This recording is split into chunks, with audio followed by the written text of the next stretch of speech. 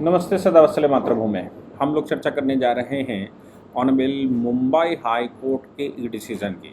Mumbai high court में, जिसको हम बॉम्बे हाई कोर्ट के नाम से जानते हैं, मुंबई हाई कोर्ट में एक दो स्कूलों के खिलाफ एक पिटीशन आई। स्कूलों का चैम्बूर में एनजी आचार्य और डीके मराठे कॉलेज, इन कॉलेजों ने अपने कॉलेजों में एक ड्रेस कोड जारी किया। हम सब जानते हैं कि मोस्टली पूरे देश में और संसार में कहीं भी अगर ड्रेस कोड की बात आती है तो ड्रेस कोड का मतलब ही ये है कि उनके बीच में भेद खत्म हो जाए।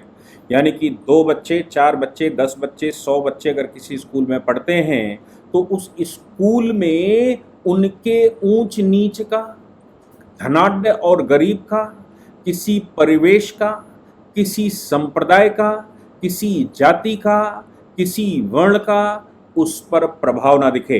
विद्यालय में अगर आए हैं और अगर एक क्लास में एडमिशन हुआ है, एक स्कूल में एडमिशन हुआ है तो एक साथ दिखना चाहिए।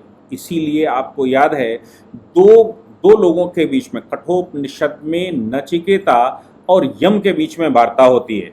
आप कठोपनिषद अगर पढ़ना शुरू करेंगे तो वो सहना भवतु से ही शुरू करता है। सहना भुनक्तु सैवीर्यो करवावहै, यानी कि हम दोनों गुरु शिष्य एक सा सोचें, एक सा समझें, एक सी वार्ता करें और हम दोनों में जिस समय अध्ययन अध्यापन चल रहा है उस समय कोई भेद न रहे। मतलब साफ है कि अगर हम कोई चर्चा करने बैठे हैं, अगर हम कोई पढ़ाई करने बैठे हैं तो हम सब एक से दिखने चाहिए ही नहीं, एक सा विचार भी करना चाहिए, एक सा हमारा मनन भी होना चाहिए, एक सा हमारा चिंतन भी होना चाहिए। ये भारतीय शास्त्र कहते हैं। यही कारण है कि गुरु की शरण में जाने के बाद वो भगवान श्री कृष्ण हो सकते हैं, लेकिन संदीपन ऋषि के आश्रम में पढ़ने जाएंगे तो वहां पर अगर सखा उनको मिलेंगे, कोई ब्राह्मण गरीब सखा भी मिलेगा, तो भी वो एक ही कुटिया में रहेंगे, एक ही से अधिकार कर्तव्य रखेंगे और एक ही वातावरण रखेंगे, एक ही प्रकार का सोचेंगे। भले ही वो वहाँ मित्र बन जाएं, सुदामा और कृष्ण, लेकिन सुदामा और कृष्ण, सुदामा का मतलब ब्राह्मण परिवार से, उस समय के ब्राह्मण परिवार से, और कृष्ण का मतलब आज का ओबीसी परिवार से। यानी कि जो मतलब आज की डेफिनेशन बता रहा हूँ, भगवान होते हैं, उनका कोई जाति धर्म संप्रदाय नहीं होता, लेकिन तमाम तरह के लोग जो जातियों में बट गए हैं, देश को तोड़ फोड़ की दिशा में उनको जाति का अहंकार दिखता है, उसकी नज़र में अगर कहें तो वो ओबीसी संप्रदाय से, यानी कि यादव वंश से। ऐसी परिस्थिति में संदीपन ऋषि के आश्रम में समिधा लेकर जाएंगे तो दोनों एक से काउंट होंगे। ये हमारे यहाँ की व्यवस्था है। एडमिशन नहीं होगा बात अलग है, लेकिन एडमिशन हो गया तो फिर दोनों एक से ही रहेंगे। बिल्कुल चरितार्थ है ये रूलिंग कि हिंदुस्तान के अंदर अगर गुरु के पास जाओगे, विद्यालय में पढ़ने जाओगे तो वहाँ एक से समानता से रहना चाहिए। वहाँ ऊंच नीच का भेदभाव, राजा रंक का भेदभाव, राजा प्रजा का भेदभाव नहीं रहेगा। तभी वो शैक्षणिक दृष्टि से समानता हासिल कर सकते हैं। इसी को ध्यान में रखते हुए आजकल के ज़माने में यूनिफॉर्म चलता है, यानी कि सब एक से दिखें। यूनिफॉर्म मतलब समान दिखें, किसी में ऊंच नीच का भेदभाव, जाति संप्रदाय का भेदभाव नहीं दिखना चाहिए और होना भी नहीं चाहिए।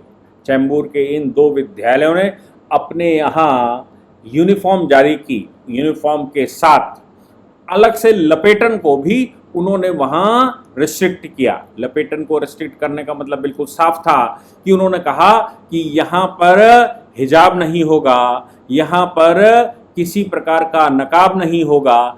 हिजाब और नकाब ही नहीं, उन्होंने कहा कोई पट्टा भी नहीं होगा जिस पर कोई रिलीजियस नारा लिखा हो, कोई ऐसा स्टोल नहीं पहनेंगे जिससे कि उनकी पहचान अलग होती हो।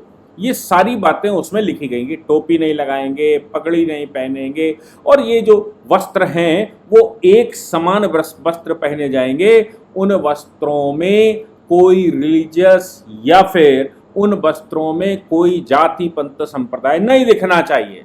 अगर ऐसा है तो विद्यालय में प्रवेश वर्जित है।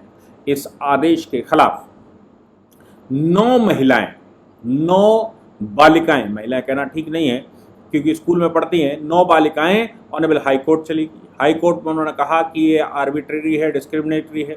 हमारे यहाँ कुरान और हदीस में तो ये जो नकाब है या जो हिजाब है ये इसेंशियल है। ऑनरेबल हाई कोर्ट में article 19(1)(a right to freedom of expression, right to freedom of religion, article 25 इनका हवाला दिया गया और बताया गया कि भाई हम यहाँ पर पढ़ने आए हैं, यहाँ हमारे साथ भेदभाव हो रहा है, भेदभाव नहीं होना चाहिए। कॉलेज एडमिनिस्ट्रेशन ने उनकी बात मानी नहीं, कॉलेज एडमिनिस्ट्रेशन के खिलाफ मुकदमा हो गया। हाई कोर्ट ने तलब किया, जो सरकार है या जो विद्यालय हैं वो कर्नाटका हाई कोर्ट के 2022 के जजमेंट को वहाँ कोर्ट करते हैं। आपको याद है कर्नाटका हाई कोर्ट का जो केस आया था, कर्नाटका में ही हिजाब का सब चक्कर शुरू हुआ था और कर्नाटका के सरकार ने, उस समय कर्नाटका में बीजेपी की सरकार हुआ करती थी, कर्नाटक सरकार ने अपने यहाँ ड्रेस कोड लागू कर दिया था और उस ड्रेस कोड में विद्यालयों को आज़ादी दे दी थी।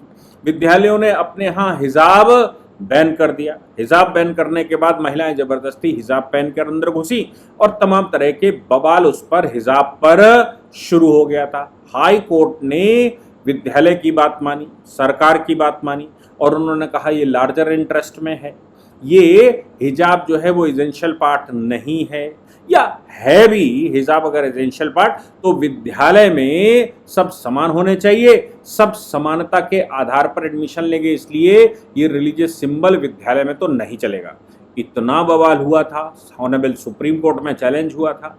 2 जजेस की बेंच के सामने लोगों ने ये कहा कि साहब इससे विद्यालय में बच्चियां रोकी जा रही हैं, पहले ही महिलाओं की पढ़ाई लिखाई कम होती है, वो भी मुस्लिम महिलाओं की पढ़ाई और कम होती है और मुस्लिम पुरुष अपने बच्चों को पढ़ने नहीं भेजते, बच्चियों को पढ़ने नहीं भेजते और अगर भेजते हैं तो अब ये रिस्ट्रिक्शन लगा दिया है तो और नहीं भेज रहे हैं।